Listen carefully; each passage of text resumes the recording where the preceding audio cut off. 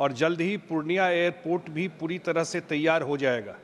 यह एयरपोर्ट बिहार में कृषि उत्पादों के निर्यात को और आसान बनाएंगे कि बिहार में अपीडा केंद्र की स्थापना पर विचार करें।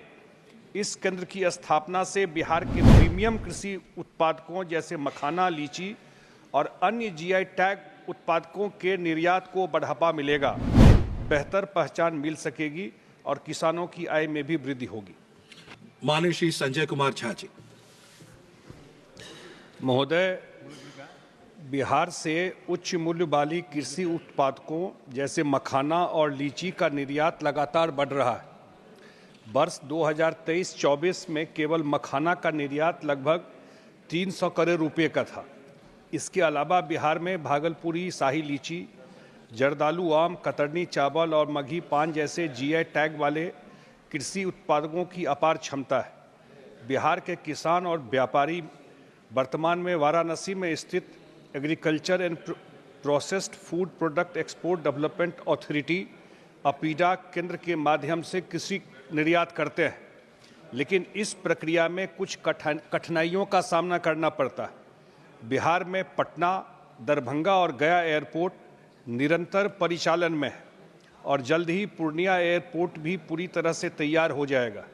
यह एयरपोर्ट बिहार में कृषि उत्पादों के निर्यात को और आसान बनाएंगे। इस संदर्भ में मेरा सरकार से अनुरोध है कि बिहार में अपीडा केंद्र की स्थापना पर विचार करें। इस केंद्र की स्थापना से बिहार के प्रीमियम कृषि उत्पादों जैसे मखाना, लीची और अन्य जीआई टैग उत्पादों के निर्यात को बढ़ावा मिलेगा। साथ ही यह केंद्र मूल्य वर्धित प्रसंस्करण, किसानों को बेहतर प्रशिक्षण और बिहार की कृषि अर्थव्यवस्था को सुदृढ़ करने में सहायक होगा। इससे राज्य के कृषि क्षेत्र को वैश्विक बाजारों में बेहतर पहचान मिल सकेगी और किसानों की आय में भी वृद्धि होगी। बहुत धन्यवाद। Shrimati Phulo Devi Netam ji. Honourable Shri AD Singh, not present. Honourable doctor Bhim Singh.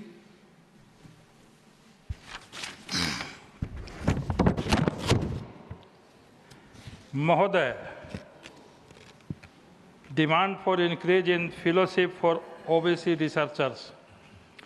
Bharat की विश्वविद्यालय प्रणाली के तहत अनुसूचित जाति के छात्रों को पीएचडी के माध्यम से अनुसंधान कार्य करने के लिए राष्ट्रीय अध्येता वृत्ति प्रदान की जाती है।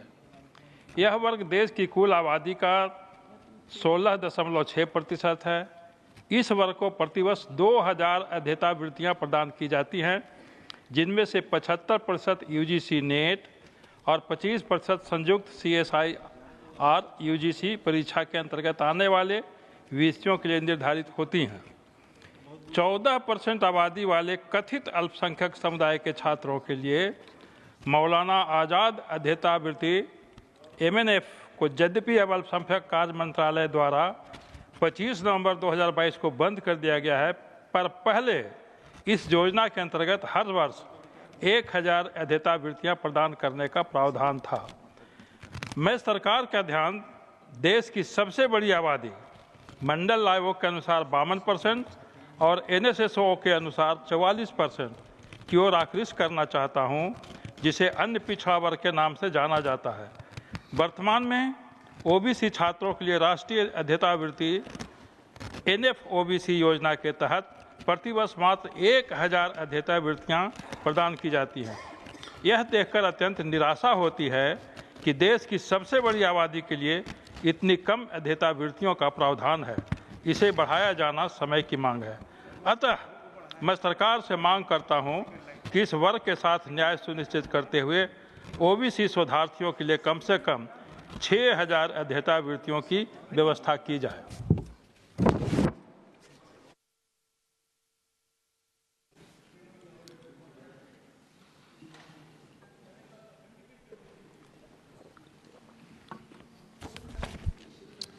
सभापति जी, आपका बहुत बहुत धन्यवाद मुझे समय देने के लिए। Sir, the alarming rise in attempts to derail train across the country poses a severe threat to the public safety and national security.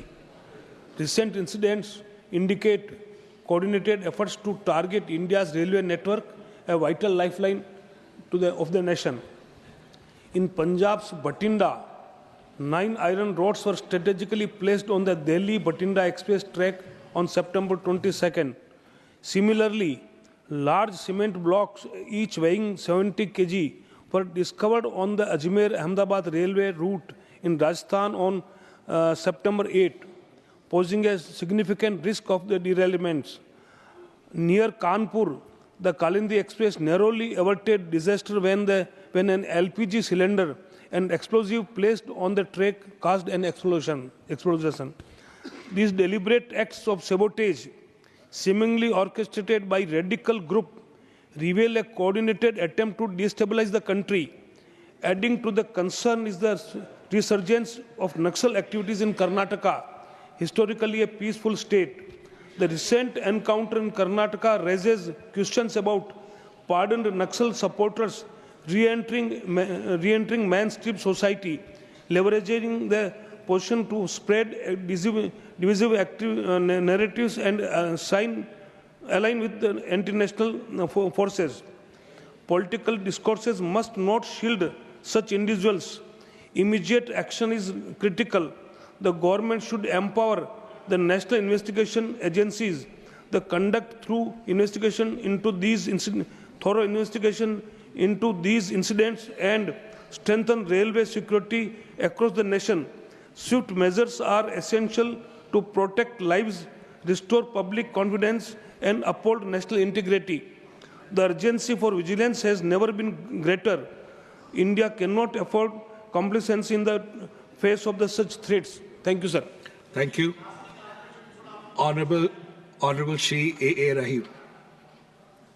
Thank you, Honorable Vice Chairman, sir. Thank you for this opportunity. The recent directive from the Department of Posts to merge Railway Mail Service RMS offices with speed post hubs and process registered post alongside speed post has raised serious concerns. This decision threatens postal efficiency, job security, and service quality for the public.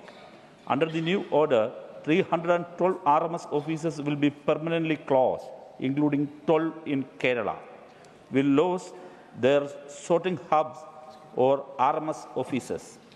Processing speed post and registered articles in the same hub will cause delays due to backrouting, space constraints, and the elimination of L2 mail offices.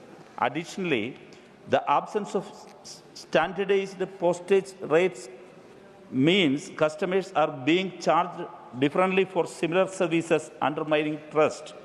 This move will force many employees to relocate, adversely affecting their health and productivity. Over 3,000 temporary workers face job losses and skyrocketing unemployment.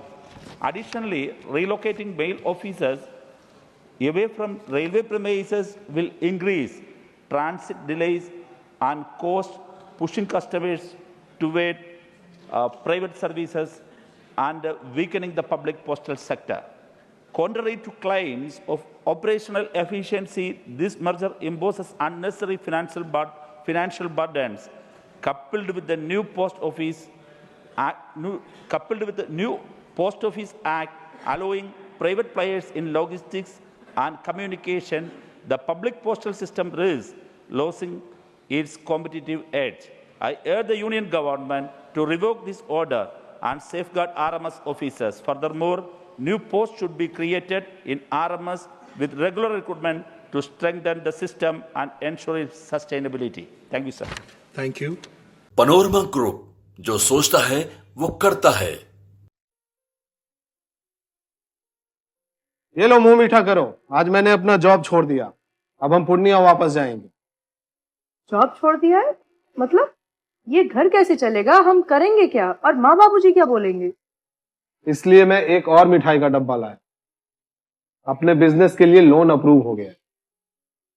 अरे loan approve हो गया वो तो ठीक है, लेकिन पूर्णिया में हम रहेंगे कहाँ? अपना घर भी तो नहीं है वहाँ। इसलिए तो एक और मिठाई का डब्बा अलग से लाया हूँ। हमने पूर्णिया में घर ले लिया है, पूर्णिया के ई होम्स पैनोरमा में।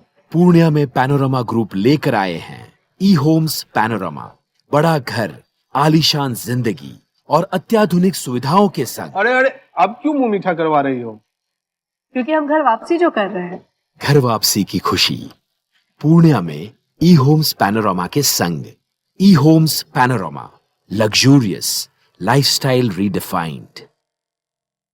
भारतीय जनता पार्टी का सदस्य बनने के लिए 8800002024 पर मिस्ड कॉल करें। निवेदक भारतीय जनता पार्टी बिहार।